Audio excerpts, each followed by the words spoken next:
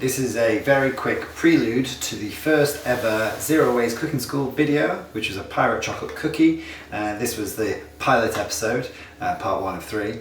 In April 2020, we were all under house arrest with the global pandemic. The lockdown had occurred, and sort of sat on the couch and reflecting and thinking about Silo, which is my zero waste restaurant, and thinking, you know, we're doing a great job and it's making change in this way, and then thinking to myself, what's next, you know, what is next? And then thinking, well, you know, Silo is this kind of cutting edge, you know, restaurant that kind of inspires and instructs the hospitality industry. But then I was thinking, what could we do for the rest of the world? You know, how can we affect the many rather than the few? So yeah, that was sort of why the Zero Waste Cooking School was born. And this particular video was a little bit rough around the edges, so please do excuse us. But yeah, that's it. That's the end of this prelude. Now then, Douglas McMaster reporting for the Zero Waste Cooking School. Today we're going to be making pirate chocolate cookies. Here is a specimen of the pirate chocolate. You may be wondering what I mean by pirate. Basically, there's a bunch of Dutch sailors that board the Tres Hombres. Tres Hombres is a 150-year-old wooden ship, or a brigantine, and basically they sail organic cargo all around the world. In this case, the chocolate from the Dominican Republic is sailed all the way across the Atlantic Ocean with nothing but the wind and the waves, so completely emission-free cargo. I urge you to acquire this particular chocolate. If you go to fairtransport.eu, you can purchase it straight from the Tres Hombres itself. However, if you don't want to use this particular chocolate, any dark chocolate will work in the recipe. This recipe is pretty bulletproof. You can't go too far wrong. So yeah, let's set sail and let's break some eggs.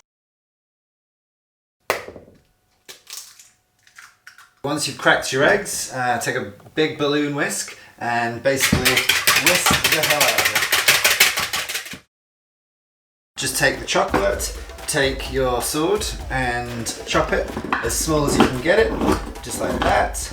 In the meanwhile, get a bain-marie. A bain-marie is a pot of water. There's just like an inch of water in there. Onto the heat. A glass bowl. Do not use a plastic bowl, otherwise it will melt.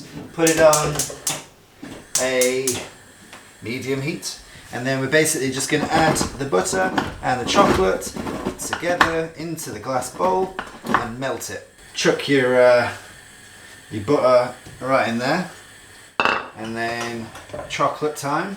Try not to get it on the stove, and then just take a wooden spoon, give it a stir, and then just stir it every few minutes until it's completely molten and liquid. So just to draw your attention to this coconut sugar. So coconut sugar, it's only a small fraction of our total sugar. You'll notice that in the recipe, but it does bring a lot of much more depth and character to the overall taste of the cookie. We're using desiccated coconut for this cookie. It basically means that we can avoid using flour, which means it is friendly to those with a gluten intolerance. So it's a totally gluten-free pirate chocolate cookie. Yeah. I hadn't thought about the fact that they were flourless. Yeah. It's just eggs, sugar, coconut and chocolate. Eggs, sugar, coconut and chocolate. God damn, really? Yeah. Huh.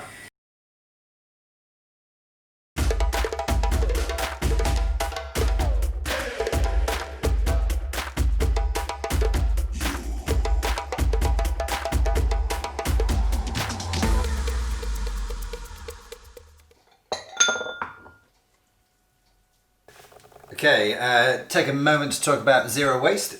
So we've got to this stage now where we've put our chocolate mixture into some bowls. I've bowled it into 3 different bowls so it cools down quicker, and then I can take it out throughout the week in different batches so we have nice fresh cookies every single day. Top tip, beeswax wrap. We don't use cling film, as it's the devil's work. So instead we have this amazing beeswax wrap. So yeah, all you do is just lay it over the bowl and then you just wrap it. It's got this incredible grip, making it airtight, and yeah, that is it. Now to portion the cookies, we're just going to portion 3. So we take our beeswax cling film off and we just grab a lump of the chocolate onto the scales, 59.3, roll it in some of the excess desiccated coconut and then onto our tray. So now we've got this beautiful selection of 3 pirate chocolate cookies. What I'm going to do, this is a super duper top tip, roll them into a bowl like that and then pop this into the fridge for half an hour. 20 minutes is fine actually, depending on how cold your fridge is. And basically what that's going to do is mean that when it bakes, the center of this bowl is particularly cold. So as it's baking, the edges get really crispy and the middle will stay gooey and molten, which just makes for a fantastic eating experience. Okay, so now it's time to bake the cookies. Let's take them out of the fridge. So all we're going to do is take a little tiny pinch of salt on each one. That's it. That is good to bake. So we're going to pop it in 180 for 12 minutes exactly. The oven is telling us that our cookies are ready. There we go. Amazing. Cool. Just anyway. This is Ryan. Ryan's going to be taste testing this pirate chocolate cookie. This is a job I'm okay with. Yeah. So yeah, nice and crispy on the outside, and it should be, well, super molten on the inside. That's where it's at. So it's not too sweet. It's like the salt creates an amazing sort of sweet and savoury balance, but it's just not too sweet. And it's got that kind of tropical note to it as well, like richness of the chocolate, but it's like chewy and sweet. Yeah, I'm happy with that.